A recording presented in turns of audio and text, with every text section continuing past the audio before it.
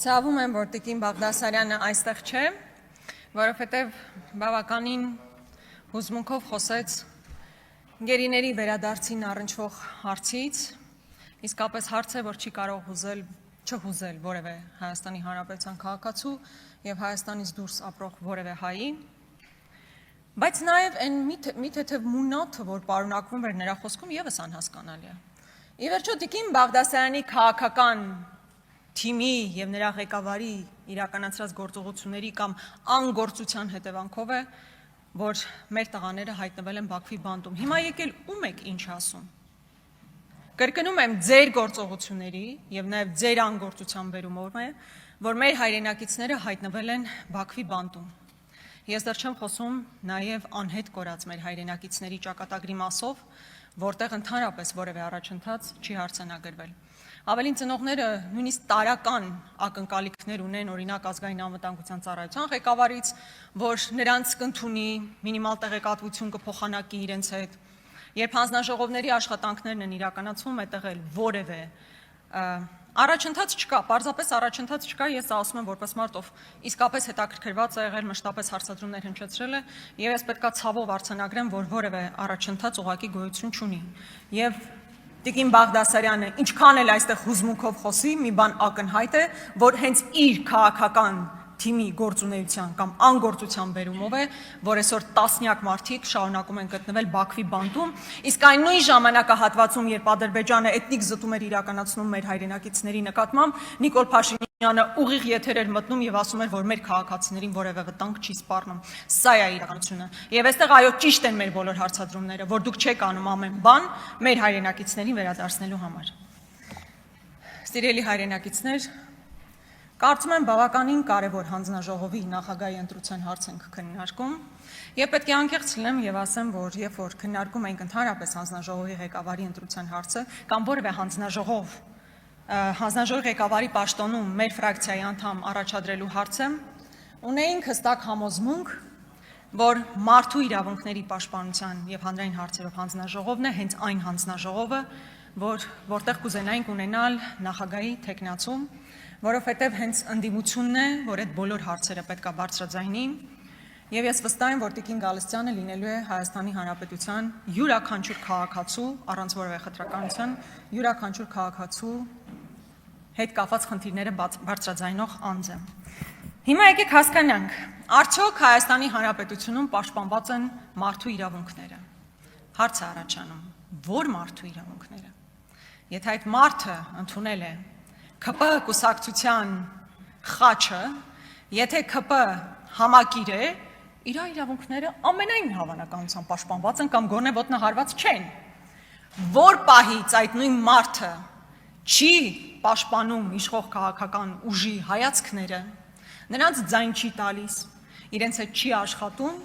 տեղում վերածվում է քաղաքական հալածյալին։ Եվ սրա մասին բազմաթիվ են, այսինքն կարիք չկա նույնիսկ անուններով հնչեցնել, բոլորը սրա մասին գիտեն, երկակի ստանդարտներ են։ Նիկոլ Փաշինյանը կարող է ամբիոնին կանգնել ասել, ես ձեզ սիրում եմ, խոնարհվում եմ ձեր առաջ, բայց վստահաբար դա բացառապես այն մարդկանց է վերաբերում, ովքեր իր համակիրներն են։ Որտեւ երբ որ պտտվում ու տեսնում է, որ իր համակիրը չի, ասում է դու ինչու՞ չես զոհվել։ Ես դες հələ կսատկացնեմ, գետնին կպարկացնեմ։ Սա է ընդհանուր մոտեցումը։ Սիրել եւ խոնարհվել մարդկանց առջեւ, ովքեր քո համակիրն են, եւ գետնին փռել, ասֆալտ փռել, հետո ասֆալտին փռել մարդկանց, ովքեր քո համակիրը չեն։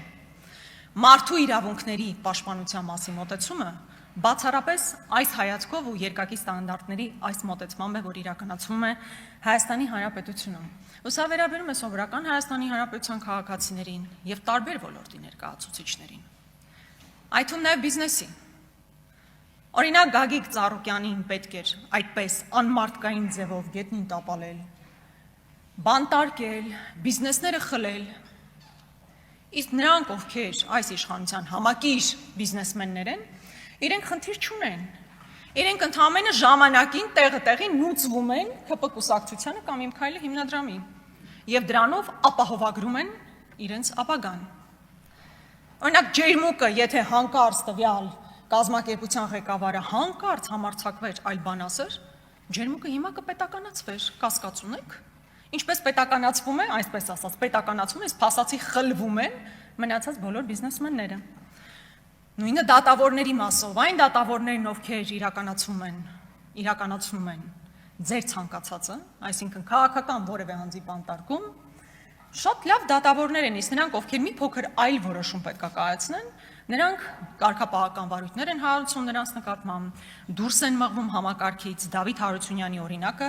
դրա վառ ապացույցն է։ Մնացած անունները չեմ տալիս, հատուկ ուշադրություն նրանց վրա չսևեռելու մասով։ Նույնը եղել է նաև Հովիկ Աղազարյանի մասին։ Երբ որ նա ձեր շարքերում էր, ինքը խնդիր չուներ,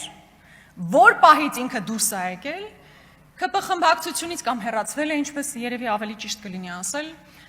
նրա մասնավոր կյանքը նույնիսկ դարձավ հանրային սեփականություն, մասնավոր իրավունքի, մասնավոր կյանքի իրավունքը ամբողջությամբ ոտնահարվեց։ Նույնը տեղի է ունենում նաև համայնքապետերի հետ կապված։ Այստեղ չեմ հիշում ով երեք ասում էր ԿՊ-ից, որ բա գիտեք, տեսեք, մեր իշխանության օրոք ընդդիմադիր համայնքապետեր են ընտրվում։ Շատ լավ է, կարող են ընտրվել, բա հետո իրանց հետ ի՞նչ է տեղի ունենում։ Պարոն Ասլանյան, ձեզ հետ ի՞նչ տեղի ունեցավ։ Դուք ընտրվել էիք։ Պարոն Ասլանյանը բավարար թվով ձայներ ուներ, որպեսզի ընտրվեր համայնքապետ, բայց նրա նկատմամբ իրականացվեց հասկանալի է ինչ, քաղաքական հետապնդում, մարդը գնացել եւ նստել է։ Եվ եզակի դեպք չի հո պարոն Ասլանյանի դեպքը։ Բազմաթիվ են նման դեպքերը։ Եվ այսօր էլ կան այո ընդդիմադիր համայնքապետեր կան, բայց ձեր այսպես կոչված իրավապահ համակարգը մեխանիզմները հո պարապ չեն նստել, գալիք ընտրություններից առաջ լավ էլ քայլեր ձեռնարկում են դրա մասին առաջիկայում էլ կխոսենք, որպեսզի թույլ չտան որևէ ընդդիմադիր համայնքապետ Հայաստանի Հանրապետությունում ուղղակի գոյություն ունենա։ Շատ կարևոր է պրիվենտիվ, բայց եթե չի ստացվում պրիվենտիվը, հետո այլ քայլեր են, ավելի կոշտ քայլերի են գնում։ Մասնավոր կյանքի անձեռնմխելությունը իսկապես ֆունդամենտալ իրավունք է, որը ամբողջությամբ ոտնահարված է Հայաստանի Հանրապետությունում։ Կարծում եմ ձեզ համար եւս նորություն չի լինի։ Այսօր Հայաստանում նույնիսկ երկու մարդ իրար հետ զրուցելիս փորձում են կամ շշուկով խոսել, եթե քաղաքական դիրքորոշման մասին պետք է խոսեն, կամ հեռախոսը հեռու միտեղ դնում են, նոր սկսում են շփվել։ Կարծում եմ դա շատ տարածված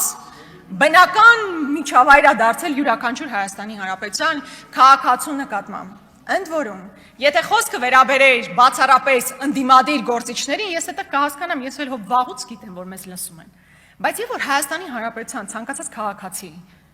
ցանկացած քաղաքացի ինձ փողոցում տեսնում է այսպես գաղտնի փորձում է մի բան ասել ու գնալ, որպեսզի հանկարծ որևէ տեղ դա չֆիքսվի,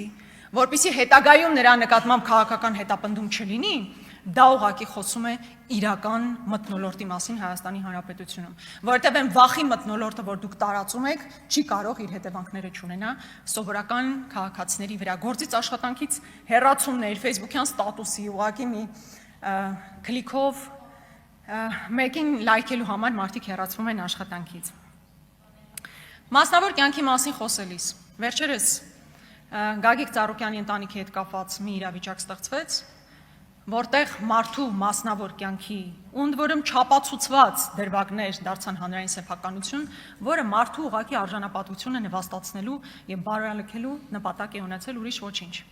Կամ երբ որ արդեն ազգային անվտանգության ծառայությունը սահմանապահ զորքերը կարողանում են տեսանյութ տրամադրել մարդու մասին, ու երկրի ղեկավարն էլ ասում է ինչ կա այդտեղ, ինքն է որոշել, ազգային անվտանգության ծառայությունը կարող է արտահոսք իրականացնել։ Չի ասում կարող է տրամադրել ինֆորմացիա, ասում է նորմալ է։ Եթե ազգային անվտանգության ծառայությունից արտահոսք է տեղի ունենում։ Սա ուղղակի խայտառակություն է։ Կանանց իրավունքների մասին խոսեցինք, պարոն Հարությունյան, խայտառակ անեկդոտ եք պատմել։ Խայտառակ, հուսով եմ գիտակցել եք։ Նույնիսկ մի քանի տղամարդկանցով նստած այդ անեկդոտը պատմելը արդեն ամոթ է։ Բայց դուք եկել եք ազգային ժողովի դահլիճում նստած եք դա պատմում։ Լավ չի։ Դա խայտառակություն էր ուղղակի։ Երբ որ խոսեց ԿՊ-ական կին պատգամավորները խոսում են նրա մասին, որ իրենց ընտանիքներ են մտնում եւ այլն, ես ուղղակի իմ գործընկերներն էլ կին գործընկերներն էլ գիտեն, կարող է դուք անձնապես ինչ որ բան չեք ասում։ Բայց ձեր կողքի ինֆլուենսեր կոչվողները, բլոգերները, ֆեյքեջերը տեսել եք ինչեր են տարածում։ Տեսել եք ինչեր են տարածում։ ու դուք դեռ խոսում եք կանանց իրավունքներից, լավ, մենք հենց հասկացանք։ Արեգնազ Մանուկյանի մասին ինչու մինչև հիմա որևէ մեկը չեք բարձրաձայնում այդպես էլ։ Տարբեր հարցադրումներ հնչեցվեցին կանանց իրավունքներ, ընտանեկան բռնություն, ընտանեկան բռնության մասին, կնոջ իրավունքների պաշտպանության մասին խոսողները մի բառ չասեն Արեգնազ Մանուկյանի վերաբերյալ, ավարտում եմ մի նախադասություն։ Անդրանիկ Թևանյանի տեսակցությունները բաց են։ Արեգնազ Մանուկյանը, որ անցնում է այդ գործով, զրկված է իր երեխայի հետ շփվելու հնարավորությունից։